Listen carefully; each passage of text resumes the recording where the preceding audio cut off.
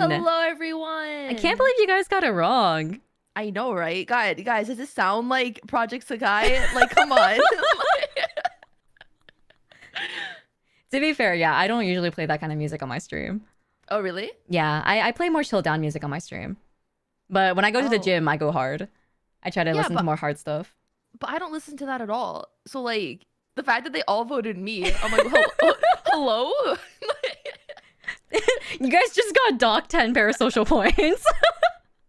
Yeah, parasocial minus 10. Wow, thank you, Meowie. Thank you. Wait, we have no proof that Meowie is telling the truth. Only 2 people voted Mugi. And I was the other person who voted Mugi. Someone else voted Mugi. Speak up to challenge the claim. I also voted Mugi. Oh my god, Matt, thank you so much for the sub. I appreciate it. Thank you. Thank you, Matt. Thank you. We were talking before stream. We were like, we should do like a little game every single time we start stream. Kind of like to fuck with you guys and be like, who's the person controlling the music today? Is it Mina or Mugi? That's why I went onto the Migi Mail account. I'm like, yeah, who is it?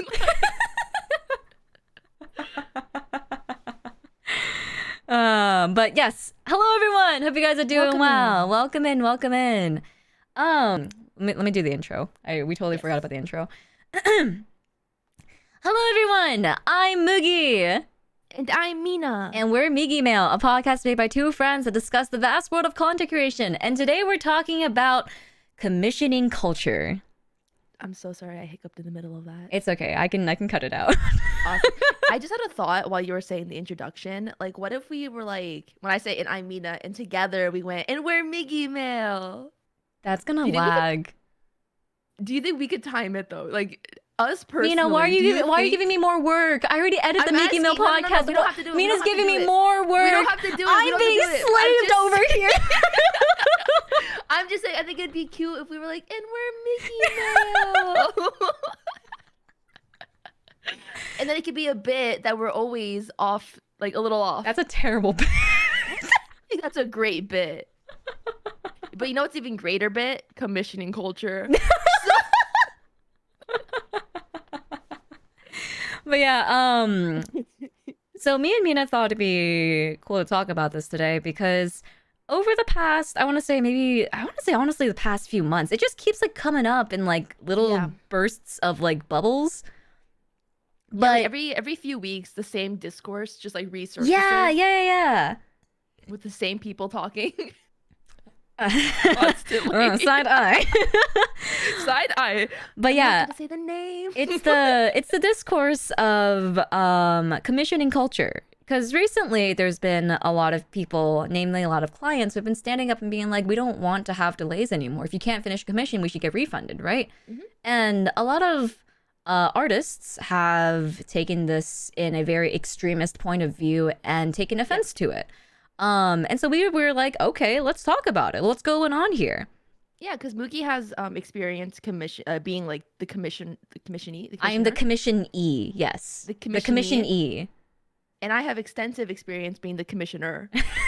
Wait, hold on. Is that opposite? I think it's the other way around. I think it's the other way around. I am the no. You are the commissioner, because you're commissioning me. I am the commissioned-ee, because I'm being commissioned, right? I pay people for art. Mugi gets paid I get money. To do things. And so I think we both have like kind of like we're not on different sides, because I think we actually converge a lot when it comes to our stand, like our ideas, like about the topic, and we'll get into that detail later. But we come from 2 different perspectives, because I've never offered commissions before. Yeah, and so, I think I have a lot of extensive views on both, not only like the commissioning scene in terms of like being a person who does work for art. I mean, sorry, work for money. Whoa, work for art. Oh my god. Get paid in exposure. Hey guys, right now, making a podcast, we're holding a competition. Draw us free shit, and you'll get absolutely nothing in return. Thanks. I could actually use an intern to help me edit the stuff for Migi Mail. That'd be pretty cool. I can't give you anything else in return, but... Hiring intern for exactly negative $4. You pay us $4 to work on our stuff. But yeah, like, I have had a lot of experience in terms of not only like just the actual online sphere freelance work and commission Mhm. work, but also like I come from a fine arts perspective. I've worked in fine arts before. I've done volunteering stuff. I've done interning stuff. Mhm. I know like a lot of extensive knowledge on how the industry outside of like freelancing works. So I Yeah. think it offers a pretty nuanced perspective to like the whole issue and discourse surrounding what's been going on in this space right now. Mhm, mhm, mhm. Just to like generally summarize the discourse that keeps popping up. I think you did it a bit earlier as well. But you can go ahead. But Yeah, please go ahead. Because I didn't read this in full. You did. oh yeah. Okay, so what spurred it on was a tweet. Because what else do VTubers do other than tweet all It's day? always fucking Oh, Twitter. I was joking around earlier saying that this is gonna be the episode that actually gets us canceled. But yeah, I mean like again, I said it before, you can cancel us once you finish your wait list, but I'll refrain. Um so basically commissioners or the people who pay artists for art are kind of getting a bit annoyed with being sidelined for months on end without any communication for their commissions. And then kind of like it being seen like an inconvenience to the artist to ask for updates or to ask like, hey, where's my art? Or like, hey, like, are you working on this? Like, can I have an update? And then being like completely seen as an inconvenience. Because I actually saw a post recently. I think it was one that kind of sparked the debate before the tweets I sent you, Mugi, Mm. where someone was like asking for like updates for like about 6 months and they hadn't heard from the artist. So then they offered a chargeback or they did a chargeback on PayPal. Ah, And the artist instantly messaged them like, well, now I'm even more in debt thanks to you. Oh, Like instantly when they were going bombastic months without side eye. Criminal offense side eye. Yeah. And I was like, bruh, you didn't respond for months on end, and this person like got fed up of it because they're being ghosted. Like they're not getting any updates. They don't know what's going on. Like they don't know if the artist is working on it or not. Right. And it's like, what like from the client point of view, like if you were, let's say, remove this from the art setting, if you were just in a normal job and you're like client, you're working like with a client and they reach out to you for months on end and you just don't respond, like they're gonna fire you. Like it's I don't understand where like the disconnect is. I think it's because so my perspective on all this, like I don't want to how to say like completely disregard one side, like the Yeah. artist, because again, I do think it's unreasonable to a certain extent, but it's Mhm. also like we live in a society and a culture that We live in a we society. live in a society. Is this another? It's I'm not gonna say the name, and we live in a society. But we live in a society where, you know, like mental health, you know, personal issues, they aren't really taken into consideration for a lot of different things. For school, for work, you know, even for like family stuff, you know, like your parents sometimes don't even like take that into consideration when, you know, considering like your personal well-being. Yeah. Like it's just with this we live in this society, right? And so I think like it's almost as if um it's been so long. So I'm gonna talk a little bit about like past commission culture. I don't know if Okay. you would have any experience in this, Mina. No, my first commission experience is when I decided to become a VTuber. Okay, so in the past, commissioning culture has been, I want to say, very exploitative. It's still kind of exploitative in a sense of like people still don't know how to price themselves, and like you know, uh, a lot of times like people outsource to like smaller, you know, artists or artists who live in lower income countries who maybe offer less pricing, et cetera, right? But Yeah. back in like I want to say like 2012, 2010, right? Like commissioning culture was extremely exploitative in a sense of like Oh, really? it was like one of those things that the client would ask anything, the client's always right kind of thing. And Mm, artists were so uncertain about freelancing, about doing this as an actual business. A lot of them charged dirt cheap. They would just not yeah, charge yeah, at yeah. all, you know? And a lot of clientele would take advantage of this and they would ask for more things or they would ask for revisions. And because there was no TOS, you know, there was this like no kind of boundary that was created. And so I think because of that, because there's a lot of artists who maybe came from that or have realized that that used to be the culture, they now are taking autonomy onto themselves to be like, no, this is my art, this is my work, and thus I can say what I want on it. You know, like that makes sense, right? Again, I completely agree with that. It's like this like weird shift in like power, yeah, in the sense of like you have been taking advantage all this time of us, and now we want to be the ones in like the, I guess the what's the word? Like in control. Yeah, like in control. I can totally understand like that perspective, and I think that's like there needs to be balance. Of course, you know, yeah, Thanos, it's always balance. Thanos was right. Maybe not about the homicide part, but yeah, there needs to be balance, of course. End of the day, like you can't expect your clientele to be someone, you know, end of the day, like your clientele are also humans. They're not just people who are just like giving you money, right? But you can't also like, I think like the clientele also is in a position where like there's been a lot of experiences in which clientele have taken advantage of freelance artists because they have no TOs, because they have no like company backing them, because they have no other means of, you know, like going against them. And because of that, I think it's like there needs to be like a mutual understanding on both sides that like, you know, patience and like understanding in that is required. But with that also comes the necessity of being professional, right? Because it's like if you're going to do a professional service, you know, there has to be a professional like standard. Exactly. Yeah, exactly. And so I think like it's really strange because it's like you want to talk about both perspectives in this nuance because I think both perspectives have valid points. It's just like it's really difficult when it becomes a like, you know, like, oh, you're doing this because you don't understand. It's like not that we don't understand. It's that, you know, there needs to be a degree of communication whenever you have these issues arise, right? Like you can't just brush it off and go somewhere else because you feel quote unquote guilty. Like that's not professional. Yeah. Like I think a lot of this discourse, it comes from so I'm going to talk mainly from like just like the client side. That's a perspective I understand like a bit more, where I feel like a lot of the artists that are getting offended by people saying like, you know, finish the art or refund.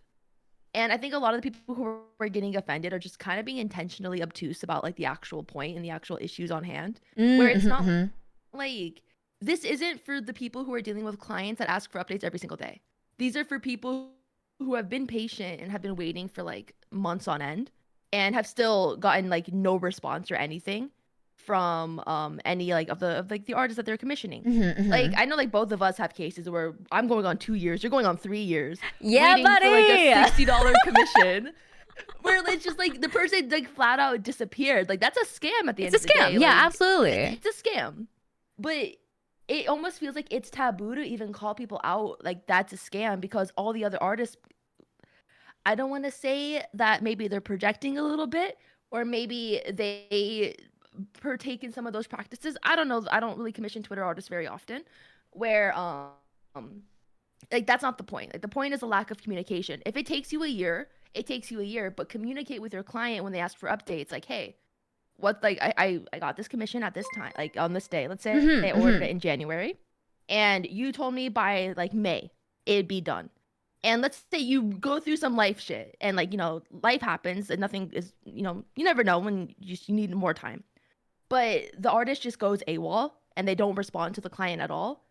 Like, yeah, they're going to feel like they got ghosted and they're going to want their money back. Versus, like, let's say April comes around, like, the artist is really going through it. And they just message the client, like, hey, I'm so sorry. Like, there's going to be a slight delay. Like, is that okay? Like, I'm going through something personal and I just need more time. And I feel like 9 times out of 10, the client's going to be way more understanding if they just communicated. I think one thing that really bothers me about, I guess like online sphere freelancing is the fact that like this communication should be expected, right? It should be something that is just the baseline level of respect that you have in a, you know, commercial and commercial experience, in a professional right? setting. Exactly, yeah. But the thing is, it's like I think there's so many creators online who are almost like treating this as like, how do I say it? It's like more like a hobby. Not even that, but they almost treat it in a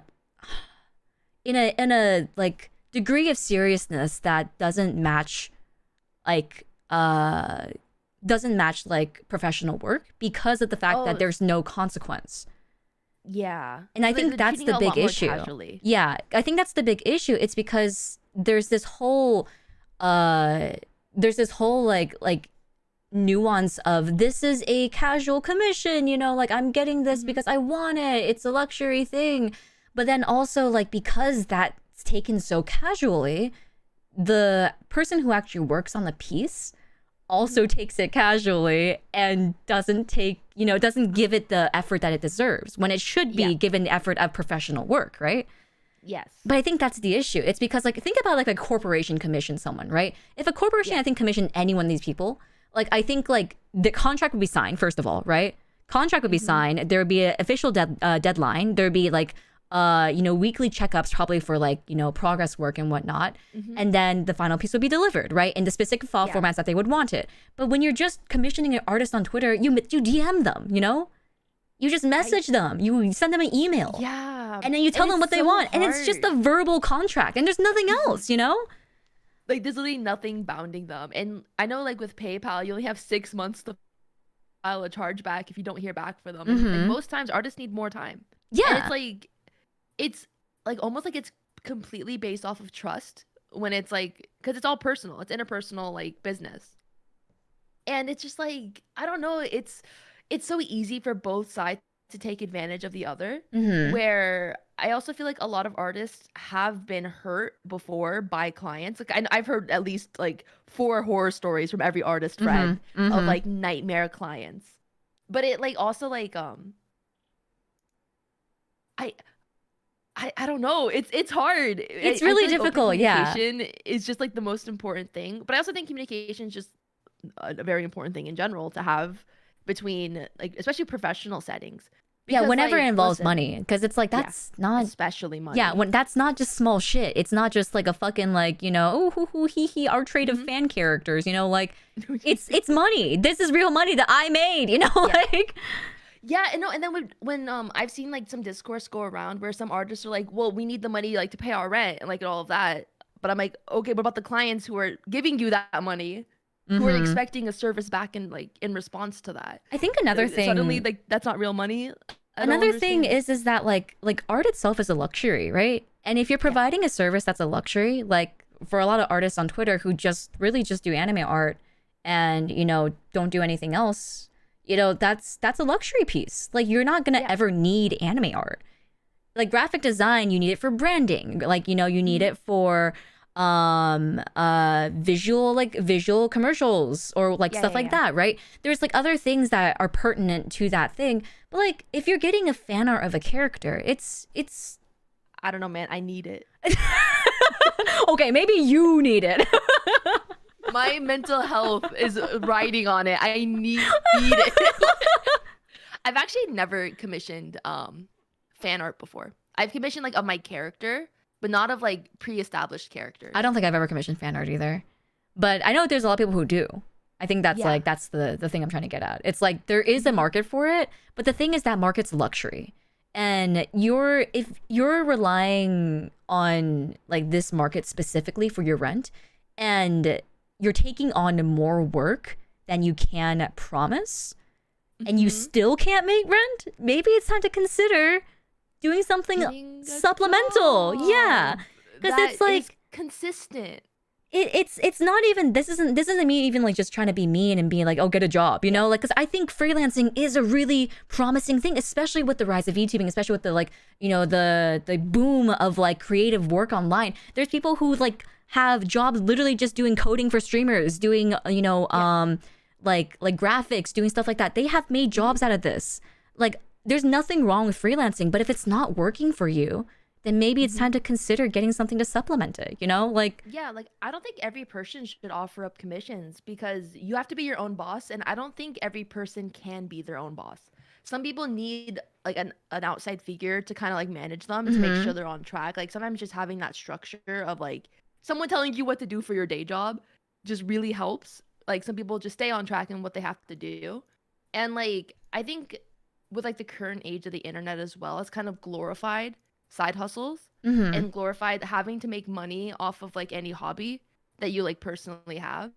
Where I think a lot of casual artists I probably wouldn't have offered up commissions in the first place, or feel like they kind of have to because they make art. Where they're like, oh, like everyone else is doing commissions, I should too. Even if they don't have like that necessary like business drive or like motivation to want to work on someone else's art or like someone else's ideas. Because I know a lot of artists like don't like, they get a lot of art block when it's not like their own ideas. Yeah, and that's totally valid. Because okay, yeah. I remember. Okay, this was a conversation I actually had with my model artist.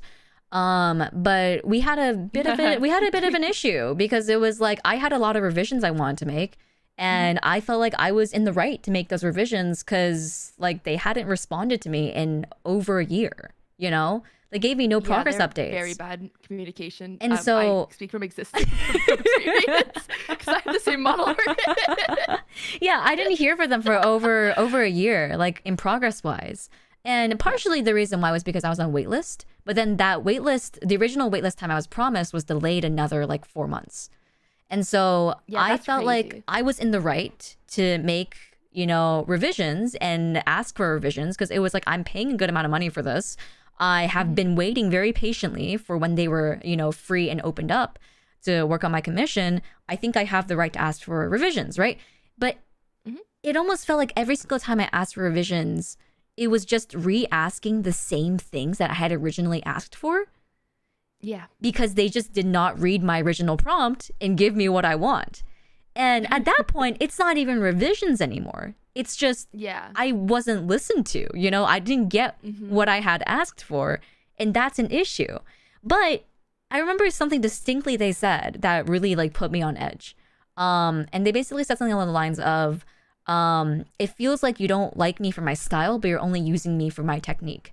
And it's like, oh, I remember that. To some extent, yes, I am using you for your technique because I like your technique. That's 100% it. That's also that's exactly why people commission your people. Technique is your style. Like, I don't know what you want me to say. I think in your case, you came in it with wanting like a design commission as well. And I don't know, because when I commissioned them, the process was a lot different because I initially came in like, hey, I already have the design. I want you to draw it. And so they just did that exactly. And it did take a while because I was also on waitlist for about a year. But just getting a response from this artist is like tooth and nail, dude, guys. Like it is so hard to get them to respond to emails. But eventually I got it and it was all fine and dandy. And we're waiting for Migi to get your model. That'd be great. Fingers crossed, boys. Fingers crossed. Fingers crossed. But it was hard, and I think especially in your case, there's also that language barrier, which I think wasn't helping because like there's only so much translations can do to like really get the point across. Yeah, it's really frustrating. I also think pride was probably a thing on their end. Oh, 100%, dude. And I will say, I understand, I get it, right? Because as an artist myself, I have had clients who have, you know, I give them something, it's exactly what they asked for. Like it matches their Pinterest mood board and it uses the assets they gave me. And then they'll get it and they'll be like, oh, it's not exactly what I was looking for. And I'll be like, I don't know what you mean. I don't know what you mean. I remember, oh my God, I don't think I ever told you, but there's this one client I had who I did a set of overlays for. And I gave them the overlays, like, and I gave them like in progress, like, screenshots too. Like I showed them what the sketch was going to look like. I showed them the color scheme and I showed them, you know, like what I was envisioning the final to look like in like a very rough sketch. Right. And then I gave them the final and they're like, it's not exactly what I was looking for. And I was like, I don't know what you mean by that because you approved every single work in progress that I had, you know? And it was frustrating because when they gave me, so I was like, okay, let's try this again. And they gave me another Pinterest mood board, right? And that completely different. Pinterest mood board was completely different. Yeah. Bruh. It was just completely different. Like not a single overlap in image. And I was like, okay, this is just another commission at this point, you know? Yeah. And at that point, that's annoying. It's difficult because like at that point I was pretty new to the commission scene as well, right? I didn't understand that I should have charged for another whole commission if they were going to want to have that be revised, right? Because at that point I was like, oh, I kind of had this thing in my mind of like the old commission culture style of the client's always right, like make the client happy kind of thing, right? And so like I just redid it for free, you know? But like, this is why artists have like the no major exactly, revisions exactly, and this is why they've been hurt. It's because so many people have been burned by the lack of professionalism in clients as well. But that's the issue, I think. That's why this whole conversation is so hard to like have a definite answer on, because it's like both parties have wronged each other in multiple ways in the past before. Yeah, and it's difficult to reevaluate that relationship, especially when there's so much hostility, you know? And I also think with like, you know, the rise of VTubing, a lot of more like people who weren't commissioning that like never had in the past don't understand that animosity either on either end. And so they're just going in confused, like, why are these people not communicating with me? Like, I just want to get this commission, like, what's going on? Oh man, Mina, can I talk to you about some Oh god. It's not that bad. It's just it was just such a different world. So I come from the Utaita community, right? As you guys probably know, I've talked about this a lot, but in the Utaita community, there was basically no payments anywhere. No one paid for art, no one paid for mixes, no one paid for video animations, nothing. Everyone just did it.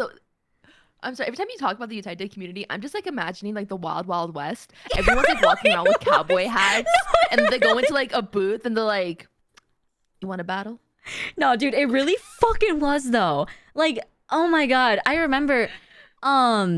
So basically, when I came into the VTubing scene, right, and then suddenly people were actually taking money for mixes, I was like, excuse me? You're paying for this? You're paying for me to do this? I got paid $150 for a 4-minute mix and I was ecstatic. Yeah. It took me 6 hours to mix that shit, but I was like, I got $150 for this before I got nothing. Oh my god. Like in my head, I was like, holy shit, people are paying for these services, you know? You're taking their money and you're like, ha, sucker. No, I really did. I was like, I'm winning, man. This is life. I'm fucking winning.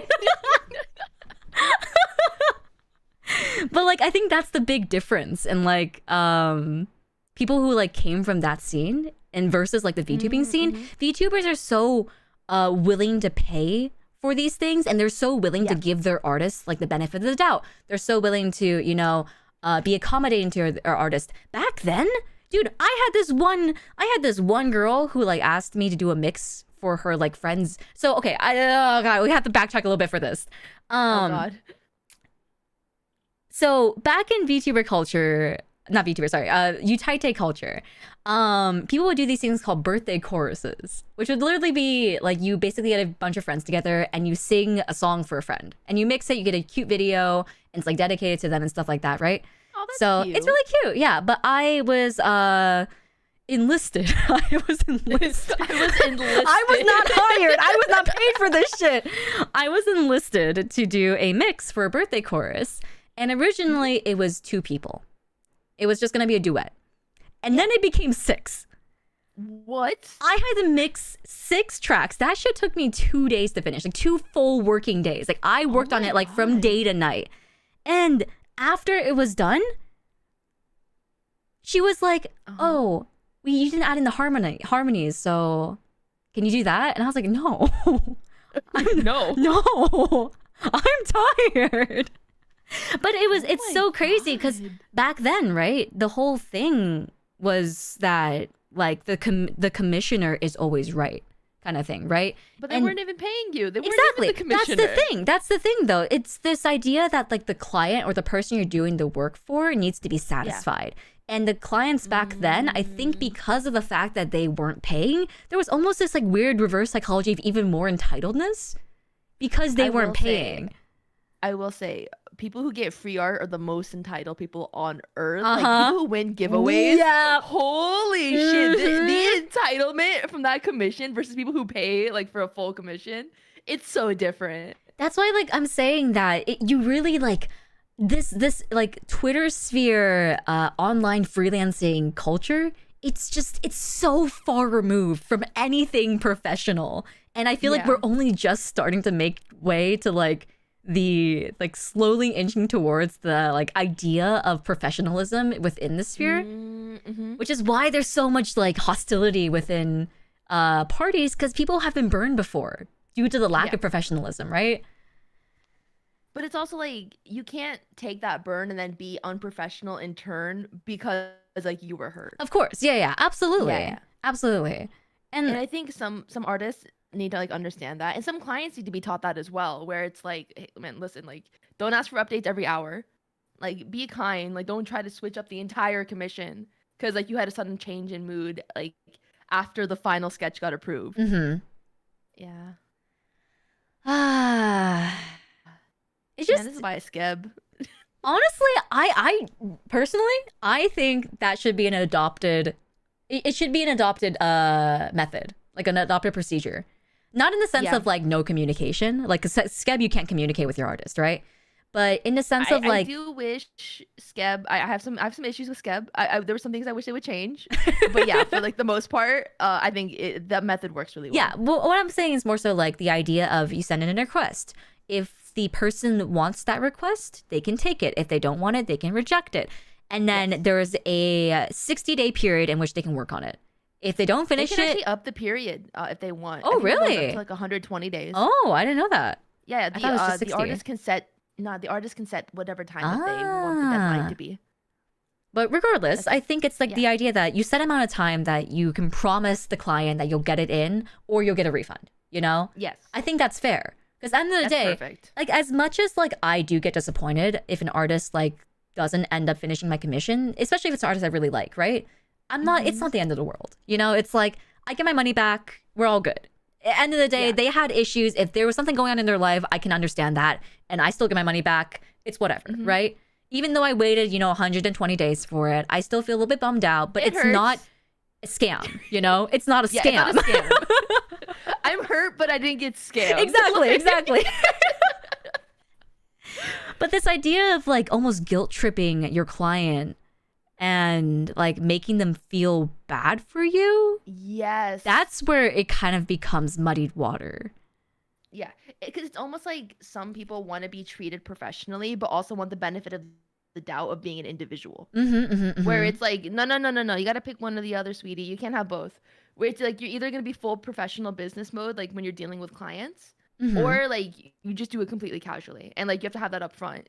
But you can't like expect the client to treat you professionally while also giving you the benefit of the doubt of like it being casual. I think it's like, it's also like this idea that you can be kind and also be firm, you know? Yes. That's one thing I think a lot of people forget. It's like there's no issue in being blunt about your words, but you can still offer words of reassurance, you know? There's nothing like, for example, I'm going to use myself as an example, actually, because I recently had a heart attack and I had to delay some Migi Mart meetings because of it. Like we had meetings set already in place and, because I had a heart attack, I was like, hey guys, I had a heart attack. I got to push this back, maybe a week or so. I'll see you guys maybe like. Which is totally understandable. Yeah, right? It's like, it's totally understandable. And no one was mad about it. They were like, oh, thank you for communicating. If someone's going to get mad at it, I'm like, okay, bro. But that's the thing. It's like I feel like some people would get mad about it. You know what I mean? It's like, oh, why aren't you working? Like, why don't you just finish this earlier then? Or why don't you just do this earlier? Stuff like that, Like, there's always gonna be ways for people to be annoyed by an inconvenience, But the thing is, come on, Mugi, fix your heart. I'm so sorry. I will grovel. I'm so sorry.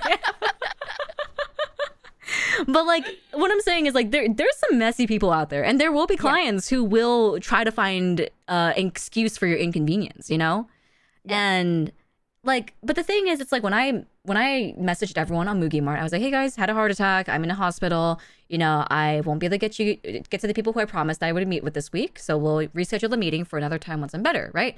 And everyone was very encouraging, you know, encouraging.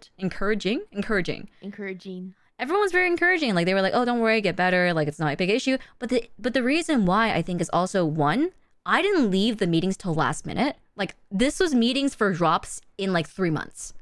You know, there was no issue pushing it back 2 or 4 weeks even. We could still have enough time to organize everything and be okay, right? But that's the thing. I planned in advance because I knew that I might have particular issues that might hinder me. So if you are an artist and you have maybe particular issues like maybe you have anxiety or depression, or you have, you know, bad mental health, or you have bad physical health, and you're taking on these commissions, maybe give them a heads up, you know? Yeah. Or like give ample time to account for like if something does come up that like is unprecedented and like you weren't expecting.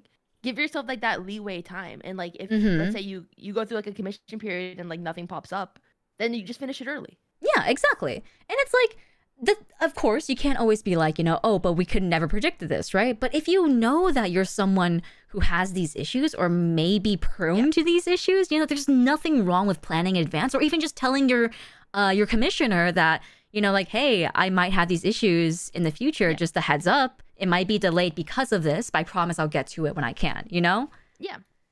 Honestly, that's all what people want. That's all that people want. So many issues can be solved if people just communicated. All people want is just to be in the know of what's happening. I think that's the biggest issue. Yeah. It's like, you really, like, end of the day, you really don't need anything like super fancy to like make your commissions look professional or whatnot. As long as you are being professional yourself and telling your clients what's going on with your current status and working on the things that you were paid to work on, you know, then I think that's ample enough professionalism. You don't need to have a website. You don't need to have a Trello. If you're doing what you promised you were going to do and then communicating when that promise isn't going to be met, that's all that people want, you know? Yes. It's really that easy. And stop taking 30 people on waitlist. That's unnecessary. Don't do that. Sorry, that's me talking from the heart. No, that's me talking from my experience as well. But did your artist also take like 30 commissions?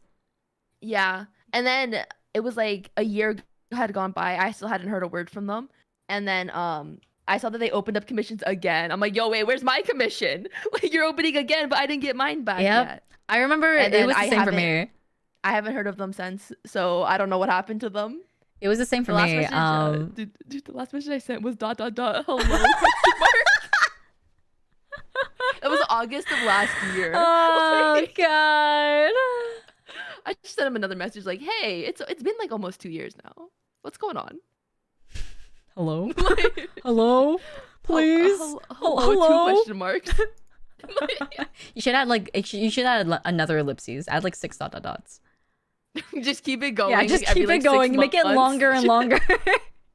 The thing is with chargebacks, with PayPal and chargebacks, you only have 180 days.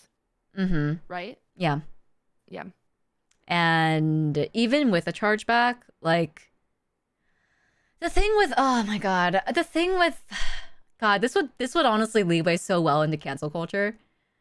The thing with chargebacks is that like people don't know the full story, right? And especially on Twitter, especially on Twitter in commission culture, there's this idea that the artist is the saint, the artist is the hardworking one, the artist is never wrong stuff, right? That's what I mean by I think the dynamic has shifted. Yeah. Before it was all about client, now it's all about artist, right? And the thing is with a chargeback is it's public. It shows your real name. It shows, you know, you give the artist so much power in calling you out on twitter.com. And then now you're the villain for literally just wanting what you paid for, you know? Yeah.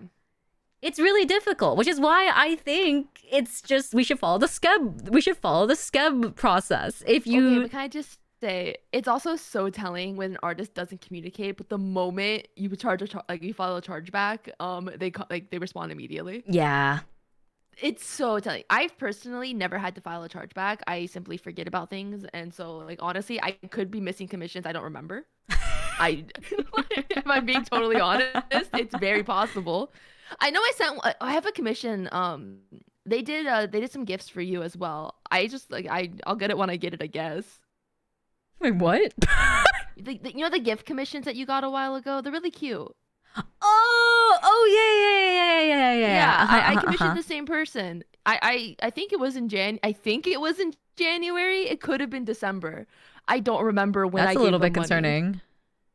Yeah. I think like I'll get it when I get it. I will say I think that's one of the things that artists I think this is one of the things I've noticed a lot of artists do poorly is overcommitment. And I'm also guilty of this. I am entirely guilty of this. Because, like, I remember at one point, right, I posted a stinger, right? And that stinger blew up in a sense of like it got like crazy views. It wasn't even that like crazy or anything, but a lot of people liked the aesthetic, a lot of people liked the style. And then suddenly people saw that my commissions were open and I got a huge influx of commission requests. And I was like, this is an opportunity I can't pass up. So I overcommitted. And then like, I need the money. Yeah, and I was like, I need the money. So I overcommitted and I took on way more than I could feasibly handle instead of just putting people on a wait list because I was scared that they would just leave, you know? I think that is one thing a lot of artists have fault in. And I'm speaking from experience in the sense of like, it's very easy to overcommit when you feel like there's an opportunity you can't miss. Yeah. And I think that might have been what happened with your commissioner. Because I commissioned them when they had like 100%. Yeah, when they had like maybe 6 retweets on that post, right? And then that post blew up. And then because they're good. Yeah, because they're good. They're good emotes. They're really cute. Yeah. So I'm just waiting. I honestly like I can't remember his name, so I'll get it when I get it. I can email it, not email it to you. I can send you the name. I'm pretty sure in his DMs. TOS he's like, don't bother me until it's done. Like I'm pretty sure like that's like in the TOS somewhere, like more professionally. But it's like don't like ask for updates. Like I'm pretty sure that's there. God damn, I should put that in the Mugi Mar TOS. Just don't fucking bother me. You'll get it when you get it. No, shut up. But I mean, like, listen. You don't have to like it, but I mean, it's there. Yeah, I mean, on me. Like... And honestly, I will say, like, I think that's also another fault of a lot of clients. Not to say that it's your fault. I'm not saying that. I just, sorry, the segue was not very... No, it's completely my fault for just commissioning people. I'm so sorry for supporting artists. I will never do it again. That's not what I meant. Well, the segue was supposed to be, I think it's a lot of fault of commissioners of not reading the TOS. Oh, yeah. Because people will like, I think... get angry at the fact like, oh, why can't I ask for a revision? It's like, oh, it was in my TOS that I don't do revisions, you know? Yeah. And if you don't agree with that, just don't commission the artist, you know? Oh yeah, I like read the TOS. If I feel like the moment I see 4 to 6 months, I'm like, I'm not commissioning this person. Instantly, I'm like, I'm not waiting that long. I don't want this that long. I want instant gratification. But yeah, I will say that that's a fault of a lot of clientele is that they just don't read TOS. They just don't read, period. Oh my god, the number of can I just say, sorry, repressed memory just came back to me. The number of people who had messaged me in DMs being like, oh, can I ask your prices? Are your commissions opened? If you go to my Twitter profile, in my name, it says commissions closed. Whoa! Hey, Mugi, are your commissions open right now? I don't do commissions anymore. Hey Mugi, I saw this one post from 3 years ago where you said commissions open. I just wanted to check and make sure, like, are they still open? Like, I don't really use overlays or anything, but I was like kind of thinking that I would just like want one. So like... No, you kind of think you just want to waste my time. Yeah. Okay. Yeah. Just come to my DMs and ask if they're open and just leave. Like, hey Mugi, are your DMs open? And that's it.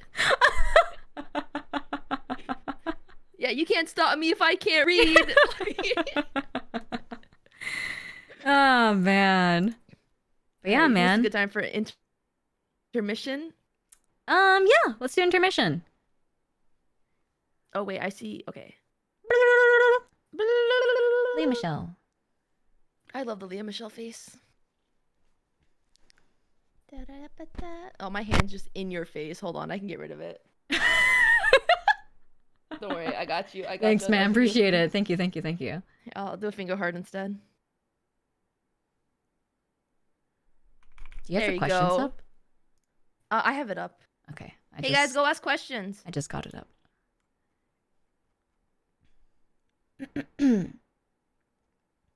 No, I can give it to my hand. I can put my hand down. Oh yeah. Matt did ask a question about AI art. Oh, I didn't see it. I'm so sorry. What did he say? Oh, do you think this is why some people are turning to AI art for quick turnaround and cheaper prices? You want to do one of those as the questions? Yeah, we can do that one as one of the questions. Okay. I personally think there's a different reason as to why people are turning to AI art. I think it's part of it though. But yeah, we can use it as one of the questions. I think we're gonna talk about AI art next week, actually. Yeah, we're gonna go a deep dive into AI because it's a hot topic. Imagine going to school for 16 years and never learning to read. Hey man, some people, they can like skirt through the system and not learn anything. Yeah, that's me, man. I didn't learn a single shit in school. I forgot everything. I have like a core memory of me watching, you know, Chicago, like the musical? Have you heard of it, Mugi? Sorry, I was taking a drink of water. Oh, okay. Have you heard of it? Yes, I love Chicago. Okay, so I discovered it while I was in high school, like the musical. And I like downloaded it onto my laptop. I brought my laptop to school and I just made all my friends watch it with me. We were like huddled in the corner of the gym and we were all just watching Chicago. Dude, the number of people in my school who would play League of Legends during lectures, like you would just look at their laptops and you would see them in the League game. Shit was so funny. League. Next podcast intro made by ChatGPT. I know that a lot of schools are actually cracking down on ChatGPT where they can there's programs to detect how much of a essay was written by AI. It's actually it's like an arms race right now. I saw a post about it. I forgot on which news source, but they were talking about how like there's another thing now that's out. I forgot what it was called. Yeah, there's another thing out that's another like AI writing thing. But they take this style, so like you basically like import some of your old papers, and they take your old papers and they write in that style. Oh my god, that's terrifying. Yeah, it's crazy. Hey yo, time to start writing YouTube scripts. I can do scripted content. I don't have to write that shit. God damn, I wish.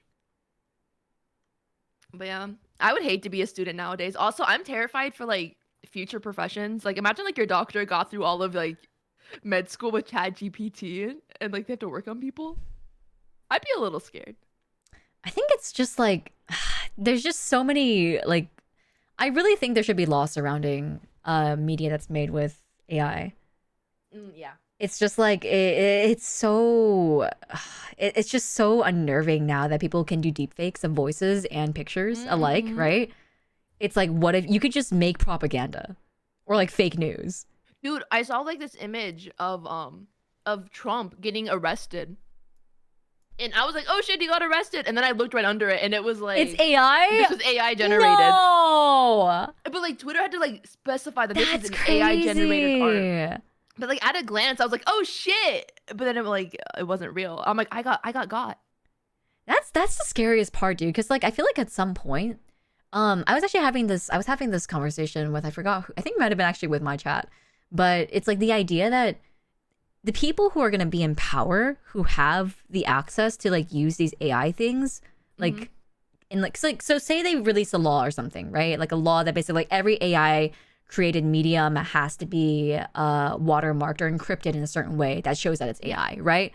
But like people can break the law, and guess who can break the law? People in power, you know? And it's like then you're basically saying that this very malleable thing, this very volatile system that you have going on, like create propaganda, create like fake news and stuff, can be used by people with power. And it's like that's kind of icky, man, you know?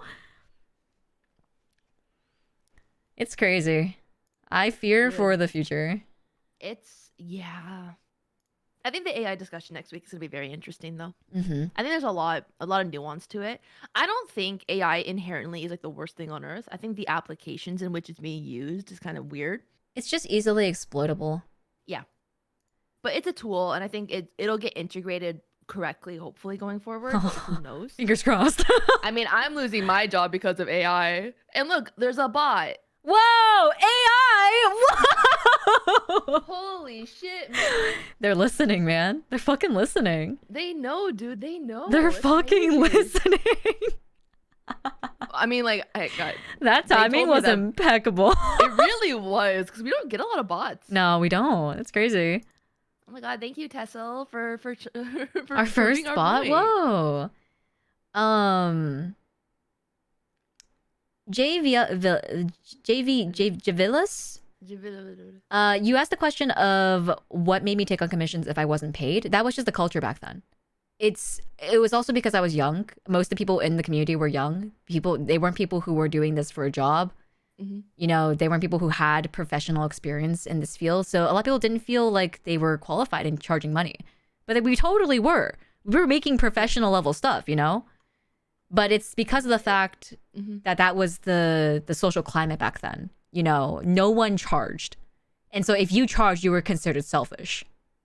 What? Oh my god. No, Mina, young and impressionable people getting taken advantage of. It is the fucking Wild West. Like, the way that you described it was perfect. No, it really was the fucking Wild West. I can't describe how many crazy things happened in the Utaita community that just, like, are not acceptable these days anymore. It's like, it's so wild to me because, like, I completely avoided Utaite. I did not know it was a thing, I think, until I met you. And you started talking about it. I'm like, what the fuck is this Utiri? Because I was never into Hatsune Miku. I didn't know what Vocaloid was. Like, I somehow avoided all of it. That's honestly pretty impressive. Right? Especially because, like, I liked anime. Like, I feel like it's not, like, outside the realm of possibilities for me to, like, discover it. I think it's because I didn't like Night Chord. And Night I feel Chord? like, yeah, it's like when they take songs and they speed oh, it up they make really it really, high. yeah. And I feel like that's, like, a gateway to Vocaloid because I didn't like how it sounded, so I would avoid it. I would argue differently. You're like, actually.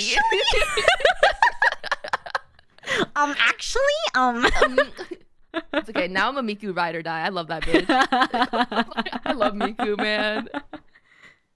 I think a lot of people's first introduction to Miku was when I remember there was this one Miku commercial. It was like animated, and everyone's song was like, "Oh my god, what anime is this?"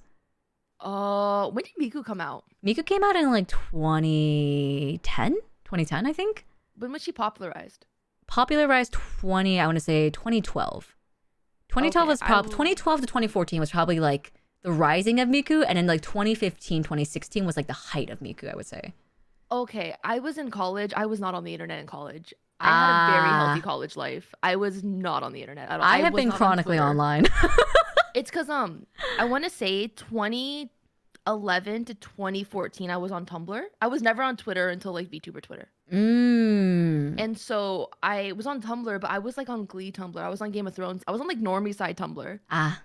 And then because I've always watched anime casually, but I've never been like obsessed with anime. You know? I started off my internet journey on Nico Nico Doga, which is kind of crazy. That's insane. Yeah, it wasn't even a fucking English site. It was a Japanese site. That's how big of a weeb I was. I was like, I'm Japanese. Like, and I was like, I like musical theater. I like Glee.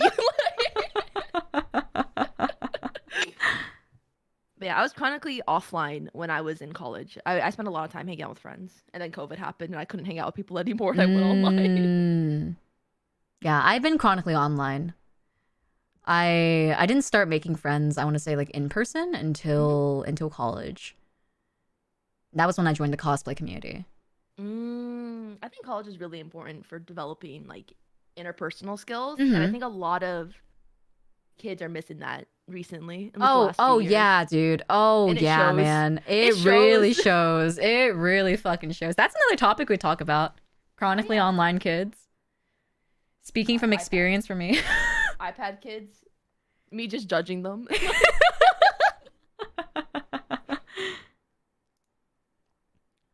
All right, so do we want to do Matt's question and do.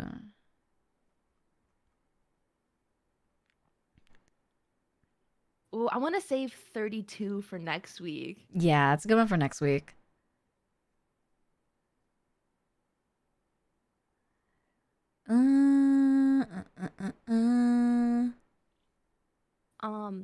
Just to quickly answer 33 or Sheriff's question. I don't do commissions. I don't have any art talent. I just commission people. I can't do anything. I'm lazy. I used to do a lot of different commissions, but I don't do them anymore because it's just not worth it for my time. Yeah, time is more valuable, personally. Like, if you can pay someone to do something I don't want to do for a few hours, like I'll do it. Like I'll pay them for it because those few hours are worth more to me to like be working on something else. Yeah, I used to do overlays, stingers. I did mixing commissions. Used to do overlay. I think we became friends because you would do overlay commissions and like work call, and I would hop into those work calls. Was that why? Yeah, because you were working on like I think you're right. Yeah. Yeah, like that was like in the beginning. Oh my god, yeah, holy shit. Yeah. That's crazy. Before we met in person. Yeah, that was before we met in person. That's crazy. Yeah, I used to work on commissions all the time. But I commissioned Mina to be funny for me 80% of the time. yeah. It's a $10 a month subscription. I expect a PayPal right now. I'm gonna answer this last question as well. When you start charging for commissions, how do you figure out your own pricing? So the way that I did it was I worked on something for either myself or a friend, and then I would time myself, like, with no distractions, no nothing. Like I would just, I wouldn't work like intensely, but I would work with no distractions, like taking no breaks and stuff like that. And I would try to do it all in one go. And then I would figure out how many hours that took me. And then I would charge based on hour, usually minimum wage, because I was severely undercharging myself. And then I would add like a 50% upcharge because of like designing or commercial fee. So, for example, my stingers took me about maybe an hour and a half to design, and then maybe another 2.5 hours to actually make on After Effects. So, all in all, about 4 hours of work, I charged around 100 for them, I think. So $25 an hour, basically. Yeah. That's fair. Yeah, exactly. Yeah. But I used to charge, I think, $60 for stingers. I think that's like the standard. So yeah, but that's the thing. It's like, I think it's hard to compete with market. It's really hard to compete with market because of how many like of these artists come from lower income countries, and those lower income countries don't have the same market value as the U.S. And so people living in the U.S. are obviously going to charge a lot more than people living in those countries, because they have a higher price of living, right?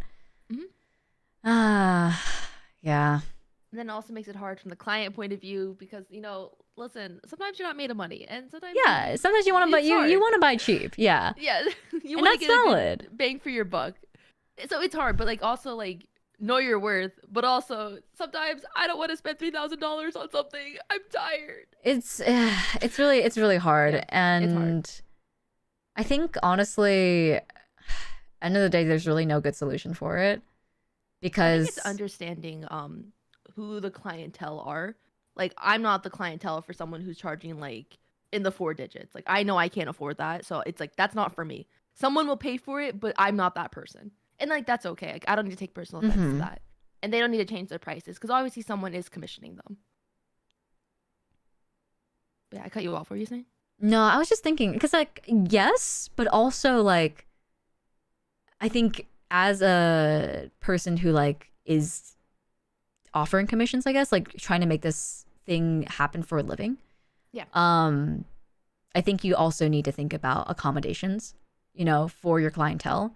Like, as much as like you need to value yourself at what you're worth. Yeah. Like, you also need to make accommodations for your audience if that audience isn't able to pay that amount. So it's difficult. It's really, really difficult. Think it's trial error. Where it's like, let's say you open commissions, like, okay, let's say headshot. You put $50.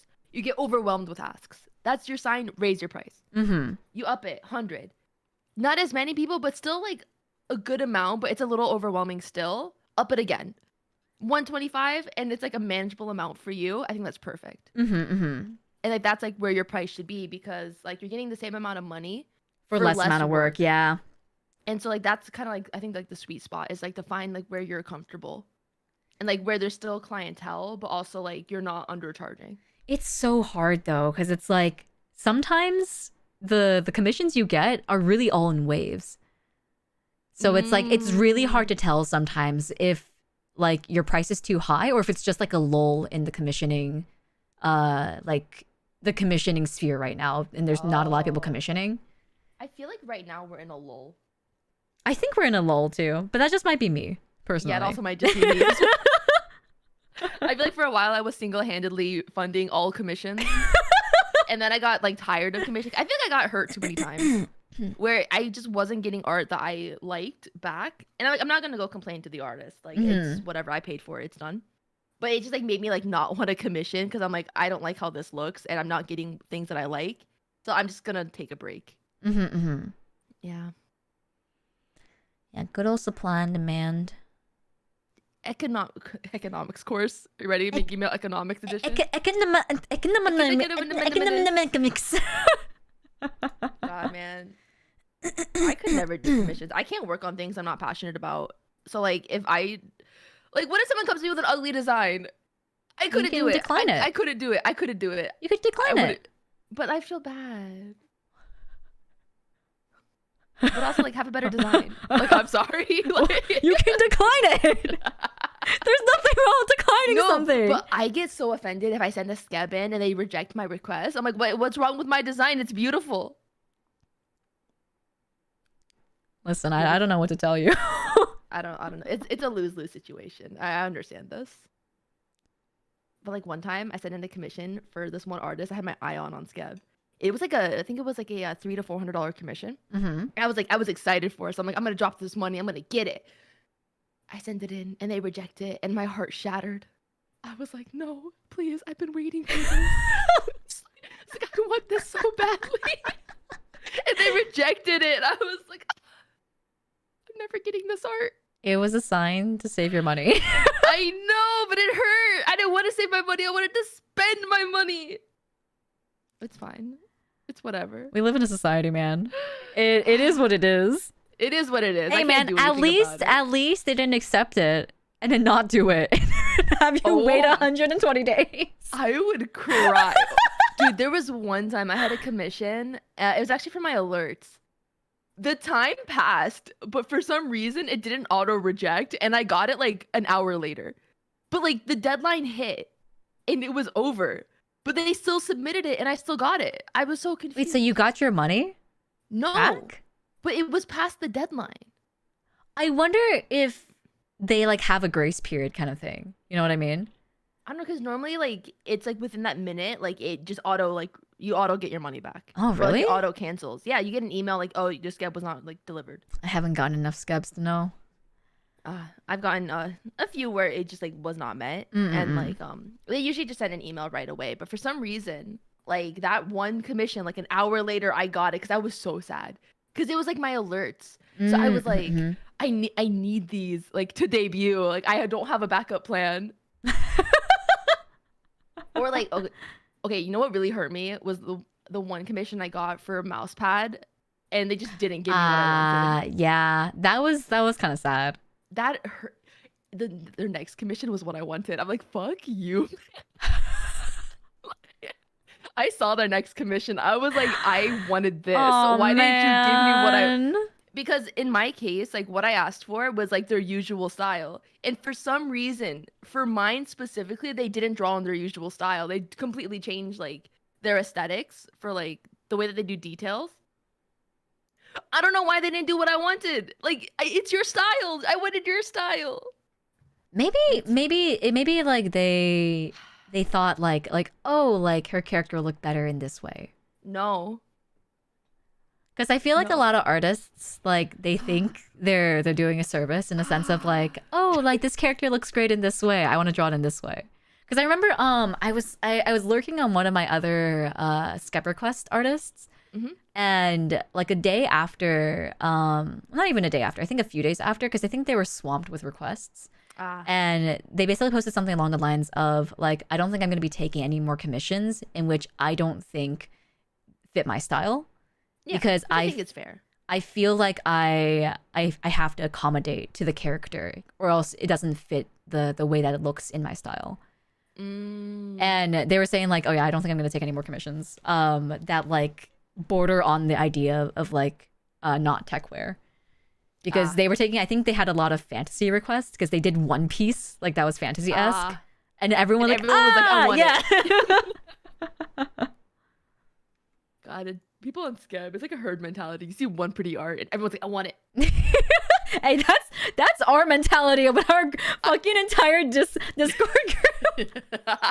We see one artist we like and everyone's like, commission. Yeah, they get absolutely swamped by all of us sending It's just in, us. like, a It's just commission fucking right us. after each It's other. just us. That's it. It's literally like an army coming at them with money in their hands. Like, here you go. Like...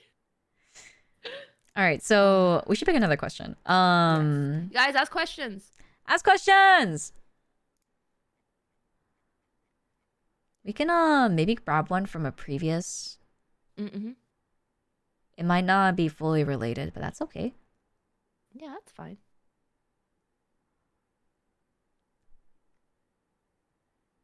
Ooh, 29 is interesting. Hold on, I gotta see 29.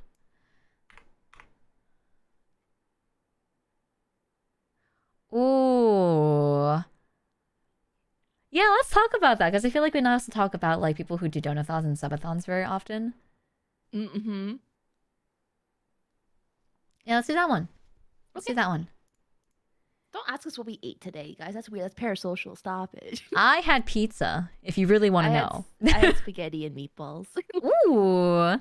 Yeah, I made it. It was so good. My God, you're like Italian or something. Mamma mia. It's all the Play Up I've been playing, dude. Holy shit. Wait, can we play Play Up? I'm kind of tired today. I'm sorry, dude. Okay, it's fine. I apologize. I think I'm gonna get to bed fine. after this. Actually, I'm really tired. Fine, I'm sorry. I finally have energy like at night. You know, all day I've just been sleeping, and it's fine. It's fine, Moogie. I'll just play Project Sakai ranked. And cry. I'm sorry. We can play tomorrow. I'm messing with you. It's okay, Moogie. Guys, that's how you gaslight.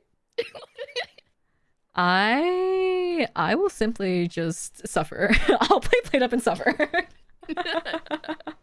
Please don't suffer. Okay. Are we ready? Yes. Okay. 3, 2, 1.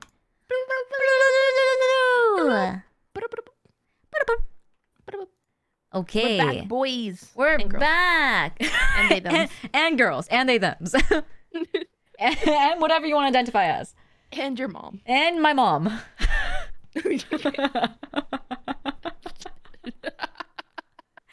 Anyways, welcome to the Migi Mail mail-in session. Today, Mail's here. ding, ding, ding. On today's mail, we have Matt, who mailed in a question that says, do you think this is why some people are turning to... Oh, wait, what? To AI art? Is this the right question?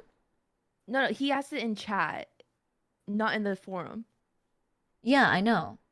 Is this the right one? It's the AI art one. I thought there was another AI art one in the... Oh, no, that in was the first actual one. form. No, that's number 32. We're not answering that one this week. Oh, okay, yeah, let's do that one next week. Yeah, that makes sense. Yeah. I'm sorry. Okay, can we restart? Can we restart the intro? Yeah. Okay. Hello, boys, girls, they, thems, moms, dads, back in town. Welcome to the Migi Mail mail-in session. Today we have Matt from Arizona, not actually from Arizona. What if he's actually from Not Arizona? actually from Arizona. Disclaimer. If you are from Arizona, keep it shut. Do you think this is why some people are turning to AI art for the quick turnaround and cheaper prices? Yes and no. Yeah, I don't know. I'm not sure. Because I think the general consensus of AI art is still AI art bad. Mm-hmm. And I don't think people who are gonna spend their money on something they want like professionally done are gonna go to a program that will do it for them in like 2 seconds. It doesn't feel special anymore. You know what I mean? Yeah. I feel like a lot of people get art because it's special. I think a lot of people who are using or turning to AI art are more or less people who always wanted to be artists without putting in the actual effort to be an artist. Where it's like they've always wanted to create art but just never like had time or effort to like actually like grind for it to get to like Mm-hmm. that skill level that they wanted. And it's kind of like almost like a cheat code to like get what they want and like get like the anime girl that they want. But Yeah. I don't think it'll overtake like at least like the commission culture side of like artists. I think in a corporate setting, I was a just about to hundred say that. percent, it's Mm-hmm. gonna take over. It's cheaper. Money talks over lives in corporations. Yeah. I was just gonna say that profit wise, it's so much more accessible for corporations. Hmm. But like in the sense of like commission culture, I think a lot of people get commissions for the sense of wanting like to get something interpreted by a human because they want their character like or their I don't know, like fan art done in Yeah. this person's style, you know? And I Yeah. think that's the main motivation for a lot of commissions on Hmm. like the commissioning culture sphere. Whereas in corporations, it's like the main motivation is just how fast you can get Money. it done, you know? And yeah, and Yeah. money. Exactly. And oh my God, like stuff like there's like online my mom actually, not to dox my mom, but my mom actually recently commissioned a book cover on an AI website. Oh. Oh. Yeah. Oh. And I had to explain to her about like why it's considered to some degree theft, you know? Yeah. And then she was like, I don't get it. Why is this theft? Isn't it just like original, you know, images that's just made by a computer? And I was like, no, where do you think those images come from? Oh. You know? I think it's really hard for people to understand who aren't like ingrained kind of in art culture. Yeah, but that's the thing. It feeds on ignorance. You know what I Yeah. mean? And it feeds on ignorance of people who don't know how to navigate these sort of things. And it's like, oh, it's cheap, you know? Mm-hmm. But So, yeah. Rhea put up a not, yeah, it was Rhea. Put up a good point. People who get into AI art are those who never intended to commission an artist in the first place, Mm-hmm. Mm-hmm. Mm-hmm. which is Mm-hmm. I think that's totally valid. And you can like I think AI art has been getting a lot better recently where at first glance you can't really tell, but if you look a little deeper, you can generally be like, "Oh yeah, this is like AI art." But there's something like slightly off about it. And I know that they're going to get better to the point where we won't be able to decipher. But I don't know, like it's like the really like kind of like flat face and then a really detailed body is like kind of like the telltale sign of AI art. I think another telltale sign of AI art is there's a specific coloring style that I've noticed. It's like Mm. the way that the shadows are shaded, where there's almost like a slight outline in the shadow, Yeah. and then like the point in which the light and the shadow meet, there's like a grain. There's like a grain Hmm. overlay. That's like how you can kind of tell it's AI art. And also, why are they always wet? I don't know, man. They're always wet. I Like, don't know. okay. Genuinely, I thought the last career to go was gonna be the arts with AI. I don't know why. I just thought art was like something that you need a human touch. You need like, Mm-hmm. a little sprinkle, like a little pizzazz of a human. And it's the first one to get going. Like No, for hello, fucking real, dude. like For fucking real. I thought like coding was gonna go first. I thought like automation, like like we're not gonna need like cashiers or anything. Like self checkout's a thing. But like, nah, man, it's the artists that are going first. Like our luxury services. Like, what is this? I think it's the issue of like it's the issue of lack of copyright laws. I Mm, think that's the reason why art's going first. Because at the end of the yeah. day, like the reason why art I think in itself is special is because everyone has their own unique touch, right? Like Yeah. no one's brain is gonna work the same way as someone else's. Like no matter like even if you directly try to copy a style, you're still gonna Mhm, have like minute differences just because of the way that like your brain processes things and sees mhm. colors and like determines where you want to put shadows and stuff like that, right? Yeah. But the thing is, there's no copyright on a style. There's no copyright on even images. Hmm. Like if you put it on the internet, it's free reign. Oh yeah, there was For like this one celebrity who like didn't even have the own copyright to their own face because like a paparazzi took the photo and they have the yeah, rights hmm to like the hmm image, hmm which is mind-boggling. Like that is like that person in that picture. Like how do they not have the rights to that? there's a in the arts world, especially like speaking from a fine arts perspective, there's a lot of issues with copyright. Like I remember we learned about this one case in my art history class where there's this one artist who basically did a performance piece in which he rented out a okay, I think it's fucking hilarious, but it was also like a show to basically say that copyright is fucked and the laws surrounding art are non-existent. But basically what happened was there was this one artist, he sets up a gallery in Chelsea, which is basically this big gallery area in New York. And then this other artist buys a gallery or rents out a gallery across from that other the first artist. Oh god. Oh, and then just copy it? No. He does one better. He steals the artwork from the first artist gallery, puts it in his own gallery, and called it a performance piece. And guess what? He didn't get arrested because it was quote unquote part of the art. No. Okay, I'm gonna go rob a bank for the art bit. Like, it's gonna go into a museum. There was a big discourse of how far can you go for art kind of thing, right? But it's also the idea that like there's so little protection over what you create. Oh, I'm so sorry. He stole the fucking artwork. He just took it. Yeah. He just took it. He went into the art studio. He's like, you're coming home with me. You're coming home with me. Oh my god, that's crazy. But yeah, right? It's pretty insane that like these sort of things happen. And then there's also like when we talked about this happening, we were also like this was like a haha funny moment, right? Yeah. But on the other not so haha funny side of fine arts, like Damien Hirst. Damien Hirst is this big artist, right? He literally makes millions off his work. And guess what? He has unpaid intern who does like most of his work for him. His most famous piece, which is like this one piece, which is like a bunch of polka dots on a fucking canvas. All of those polka dots were not drawn by him. They were drawn by his interns. And they didn't get a single ounce of credit for that. That's so crazy. Because he was just the person in power. Yeah, exactly.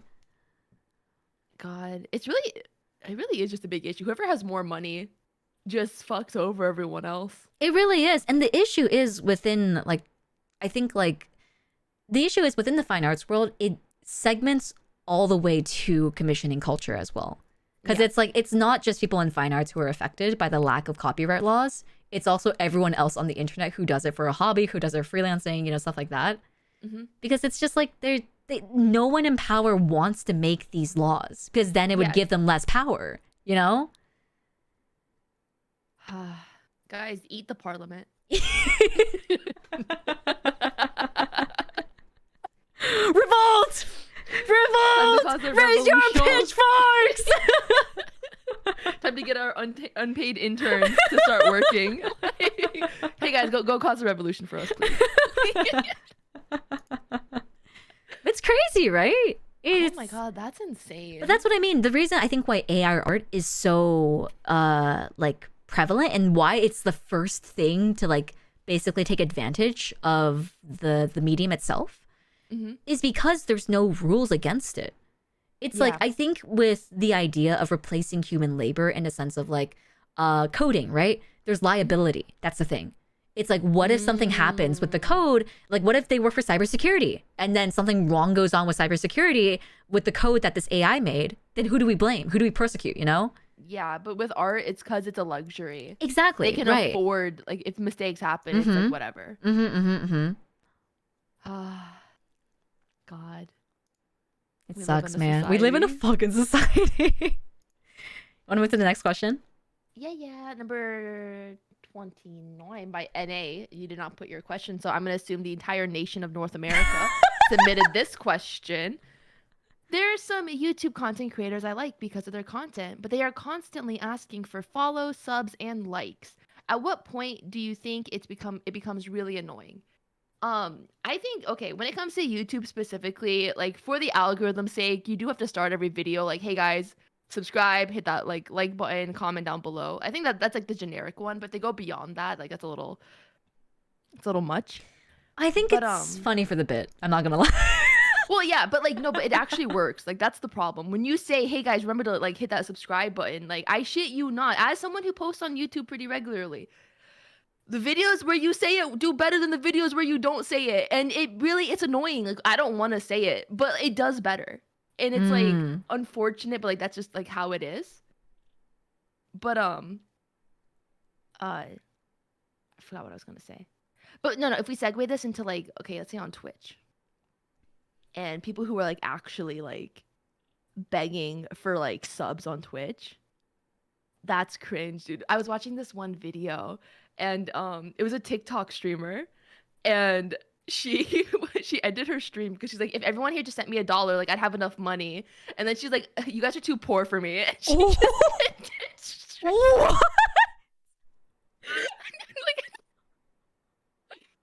oh my God.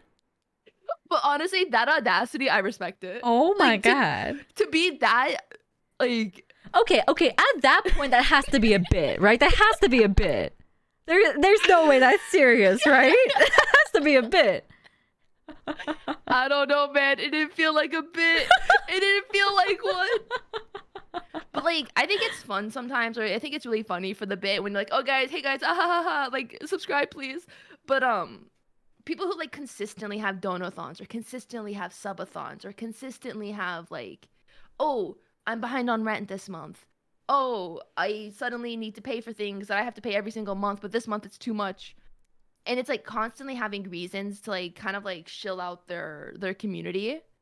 I don't know, it leaves a bad taste in my mouth. I think in my perspective, if the thing that they're asking for does not require any monetary action on the viewer, you can ask it as much as you want. I don't give a shit. You know, like if you like one of my favorite creators, Slimesicle, right? His whole bit in the very beginning, he does like a whole bit. Like he'll be like, there's some slippy goopers here who haven't subscribed. And then he'll show the thing and he'll start like doing this whole bit where like he gets like transported into the back rooms because people didn't subscribe, you know? And I think it's funny because he makes it dramatized, right? And he does it at the beginning and end of his streams and the beginning and end of his YouTube videos and stuff. And I think it's fucking hilarious. And I'm not gonna lie, I subbed because of that, you know? You actually subscribed? I subbed because I was like, oh fuck, this guy's so funny. I'll give him a sub, you know? But the thing is, I think like with things like that, it's not like asking for too much, I think. Yeah. Like especially because they're not requiring you to do anything crazy. Yeah, you're not pulling out your credit card to hit the subscribe button. Yeah, exactly.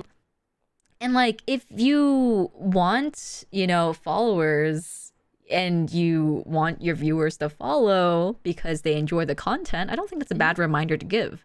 Because a lot of people don't follow. They don't subscribe, even though they watch every single video on that person's channel. I feel called out. No, I'm calling myself out right now. Because I think I went through watching like all of like Curtis Connor's videos. Like I think I watched like for a solid 2 weeks before I hit subscribe button. And like it took me like a solid like 2 weeks of like, okay, I like this guy's content. And then I'm like, well, he gets an extra greeting at the beginning of every video for those who subscribe. So I'll just hit subscribe so I can get the extra greeting. And I think like a lot of algorithms work in a way where it's like you don't have to subscribe to keep seeing their content. Like sometimes because you enjoy it, like YouTube just knows you enjoy it and they'll just keep like referring it to you. But like I think like my issue with people who are like consistently about follows, subs, and likes is that if it gets to the point where it almost feels like they're only doing it for that purpose and they don't care about their own content. Because I've seen people on like TikTok, the few times that I've scrolled through TikTok, I've seen people be like, oh guys, click that follow button now. Click the follow button now. We're almost there, guys. So almost there. You know, like on TikTok specifically, I don't know why it feels extra cringe. I can't handle it on TikTok. Yeah. But like that kind of stuff is like where it's like, why are you even doing this, you know? Like why are you doing this if your content isn't something you care about? I think that's when it gets annoying for me. Yeah. I don't care. When it overtakes the actual content. I don't care if a creator is trying to get followers, trying to get subs and likes. Like if they are saying like, hey guys, can you please subscribe, please follow, you know, really helps me out, blah, blah, blah. If they say it at the beginning of every video, at the end of every video, like I don't care. Because I can skip through that. It's easy to skip through that. One arrow click. Yeah, exactly. It's not a big deal. But it's also like if that starts overtaking your own content and you start losing the quality of your content because you're so focused on these follows or these metrics and whatnot, then it becomes like, what are you really doing this for? You know, the viewer starts questioning what this creator is doing this for. Were you ever in the era of follow for follow, Mina? Yes. They still exist. They are still there. It's so funny. I feel like they migrated a lot to TikTok because I go through TikTok comments sometimes because I like to read the comments. And it's always like, especially like the art TikToks where everyone's like, "Oh my god, I'm also an artist. Follow for follow. We should become artist moots." Oh, it's so They're always weird. like, "Oh, we should become art moots. Oh, we it's should become so mutuals." weird. Yeah, it's super big on Instagram, dude. In the cosplay scene, it's so big in the cosplay scene. Really? No, it's not even follow for follow. I have seen people who don't even follow each other do share post for share post. Because you know how you have your Instagram stories, right? Oh, yeah. So like they'll take the post that they make and they'll share it. And then that person in turn will also share your post. And they don't even follow each other. It's just like a mutual share your audience with each other kind of thing. You might as well follow each other. Yeah, right. But it's just so weird because that's when it's like kind of concerning where it's like, what are you doing your content for? You know? Yes. You know, are you doing this for a metric or are you doing this for the actual fact that you enjoy the content?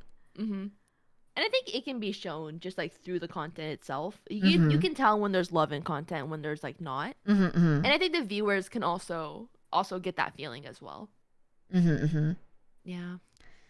Yeah, man. I will say though, the people who do take advantage of viewer sympathy and viewer like generosity, like they're scummy. That's scummy. That's not even cringe at that point. It's just fucking scummy. Yeah. That's a scam. That's a real scam. God, people not gonna say the name. Who not gonna say the name. They sabotage every freaking month and they're milking their communities to like the nth degree because they can. Like, bruh. I was having this conversation with my chat a while back about how like it's like if you're a streamer who, you know, is typically, you know, someone who doesn't ask for these things and you care about your community, you care about your content, right? And you suddenly get into a crisis that leaves you needing money or needing monetary funds, right? Like, I don't think like either my or your community would feel bad about doing a donathon if we actually needed it. You know what I mean? Yeah. That's the thing though. Like people take advantage of that generosity and they try to like up the ante on their situation or make up situations that don't exist in order to take advantage of that, you know, generosity. Yeah. And it sucks because it's like, the people in these communities are probably just nice people who want to help out. And especially because like, oh shit, I think I forgot exactly what I was gonna say. It left me completely. It completely left me. Understandable. Yeah, it's just weird because it's like, I think about it I remember I was talking to my chat about it and I was like, chat, if I were to get into like a car crash and desperately needed money, like I needed 10K for surgery, would you guys give it? And everyone was like, yeah, of course. Like, of course we would try to help, right? Yeah. But then it's like, okay, what if I told you I was faking it, you know? And then it was kind of like one of those, like, now think about that in all the people who do donathons, like every single month. And really like question if they're actually going through these things, you know? Yeah, like the validity of like the statement. And that's the thing. It's like one of those things that it's like you don't want to question because you don't want to think that someone's like shitty enough to lie about those things. But people are shitty on the internet. People are shitty, man. I think that's also why like before you give money to a content creator, like you're never gonna know the person 100%. Like, yes, you guys could watch like both of our streams. You could watch Migi Mail. You could feel like you know us 100%, but like you don't. You know, maybe like 60 to 70% of like us as like a true being, just because we do have like sides of ourselves that we don't show to stream. And like, you have to decide for yourself. Like, do you find this person trustworthy? Like, this is like your money that you are choosing to put into someone else's hands. Like, make sure that you're not just like giving it away willy nilly. Like, make sure like I don't know like. If you want to just like throw it away, I mean, like go for it. But I don't know, like think a bit before you like donate, like, especially like large amounts. Just because like there are people who will take advantage of communities and take advantage of like people's generosities, and you just like you don't want to get finessed on the internet. It's kind of cringe, bro. Sucks, man. I've been finessed on the internet before. Have you really? I have. There was this and shucks, man, guess where it was? In the Utaita community. Well then. I don't think I've told you about this before. It's actually he became an Iji Sanchi VTuber. I feel like you might have told me about this. I'm not gonna say the name, but there is a Niji Sanji VTuber. I will say they to mask the gender. Yes. But there's someone that basically made this huge post about like how their partner was manipulative. You know, they were struggling financially and stuff like that because they had like stolen stuff from them. And I felt really bad, and I was like, oh, like I'll try to help out as much as I can, you know. So I gave them like I think $50 or something like that. Yeah. And then this said partner was chased off basically from the Utaite scene, like never to be seen again, kind of like off the platform, just like disappeared. Right. Mm-hmm. They come back 2 years later with a full document debunking everything. Oh my god. That was called out about them in the previous call out by this. Yeah. Other Utaite. Yeah. And I felt really bad because I was like, holy shit, like I fell, you know, I fell for the facade. And it sucked because by that point no one cared. Because everyone the timeline already passed. Timeline passed a little too quickly. The timeline passed. That person that Utaite graduated became Niji Sanji. No one cared anymore. And it sucks. Yeah. But yeah, I got finessed, man. Shit sucks. You got finessed. I got finessed out of $50.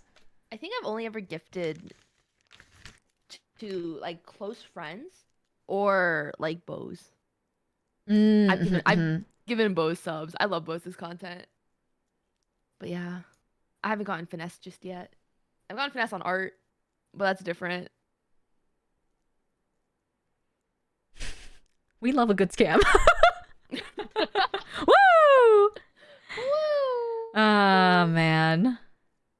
But don't you love it when people do donathons saying that they can't pay rent and then they post a $300 scab? Yeah. I feel like people have misconstrued the term poor so much. You know what I mean? Yeah. It's like, oh no, I'm too poor. I can't buy a PS5. It's like that you're not poor. You just don't have the money for it right now. That there's a difference. Yeah. There's a huge difference, ma'am. Like, I'm sorry you can't buy this luxury item that's not a necessity to live. But you know, it's fine. Mm-hmm. It is what it is. It is what it is. I saw that you're getting a PS5. Yeah, I'm excited. Yeah. Well, we could play PS5s together. I need to actually turn on my PS5. My second console. Yo. Yeah. I have a Switch, right? Yeah, I have a Switch. Yeah. And I only have 2 games on it. Remember when you watched me play a game on my Switch instead of you? Yeah, that was crazy, man. That was great. I had a great time. I had a great time, just saying.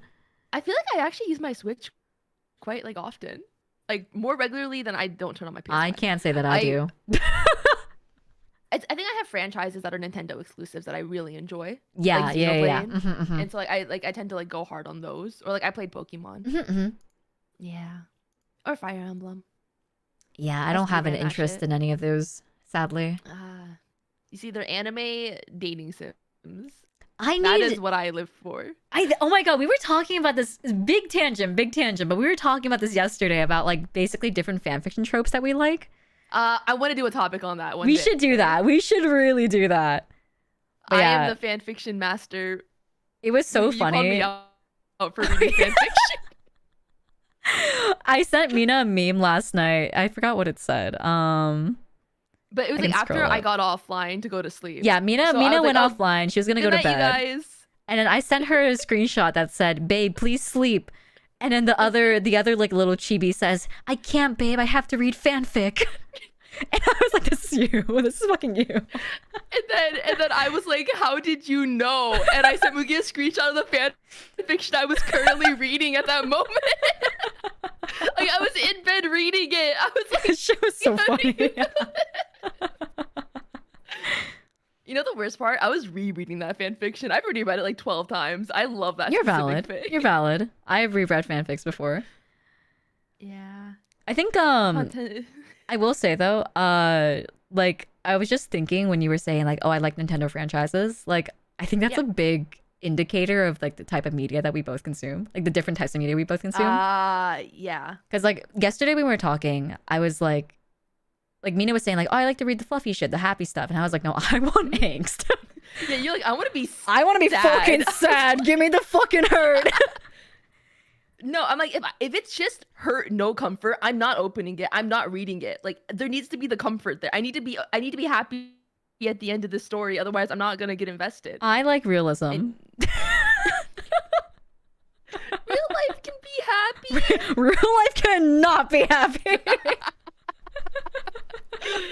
Damn. But yeah, we should make that a topic. I feel like that'd be fun. We should bring on like a guest for that. I feel like that'd be fun as well. Can we both pick really cringy fan fictions and make each other read them? Oh god. Or we can make ChatGPT write a fan fiction about it. Let's make ChatGPT, because I don't know if I want to share the fan fiction I read with you guys. Oh, why not? I have my reservations.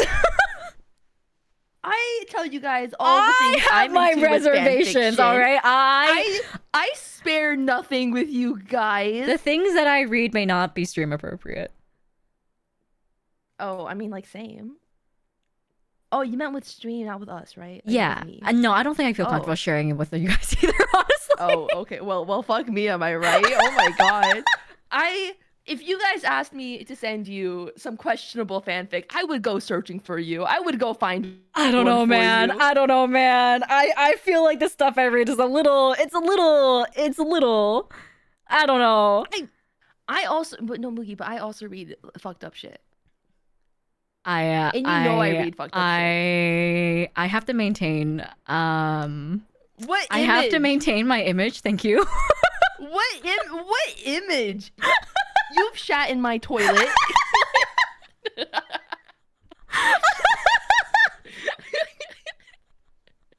And I'll do it again. Oh my god. Okay, we're getting off topic. We should save this for the actual next podcast episode, whatever that is. All right. Next week we're gonna talk about AI. Yes, next week is gonna be AI. Okay, I'll say the outro. Yes, go ahead. What's up, guys? Oh, wait, wrong one. Wait, what did you read? What? I'm sorry, I went to YouTuber mode for a second. Thank you for listening to our podcast. You can find us both streaming at our respective Twitch channels at twitch.tv/nagamimugi, NAGAMIMUGI, and twitch.tv/Mina Aoyama, MINAAOYAMA. You can also find Migi Mail live at twitch.tv/MigiMail podcast every Friday at 8 p.m. Eastern Time, where you can join us and a live audience in the recording of these podcasts. Thank you once again for coming, and have a great time zone. We'll see you next time. We'll see you next time. I paused because like the spell them out if necessary like just threw me off. I was like, wait, where's the next one?